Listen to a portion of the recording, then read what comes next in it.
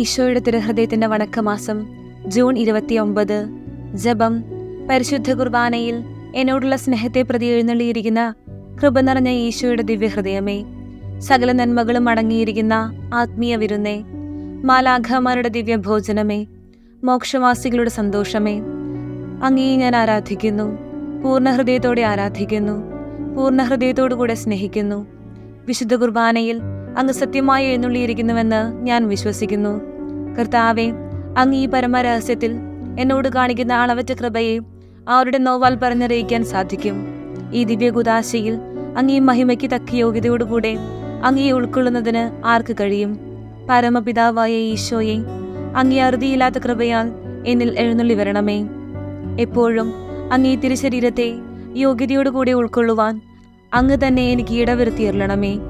മാധുര്യം നിറഞ്ഞ ഈശോയെ, എൻ്റെ അവസാനത്തെ വചനങ്ങൾ അങ്ങയുടെയും അങ്ങേ പരിശുദ്ധ മാതാവിൻ്റെയും തിരുനാമങ്ങളായിരിക്കട്ടെ.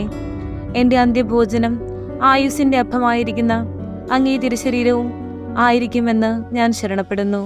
കർത്താവെ, അങ്ങ് തന്നെ എനിക്കതിനെ ഇടവരുത്തിയരുളണമേ. സ്വർഗസ്ഥനായ ഞങ്ങളുടെ പിതാവേ, അങ്ങയുടെ നാമം പൂജിതമാകണമേ. അങ്ങയുടെ രാജ്യം വരണമേ. അങ്ങയുടെ തിരുമനസ് സ്വർഗത്തിലെ പോലെ ഭൂമിയിലുമാകണമേ. ഞങ്ങൾക്ക് ആവശ്യമായ ആഹാരം ഇന്ന് ഞങ്ങൾക്ക് തരണമേ.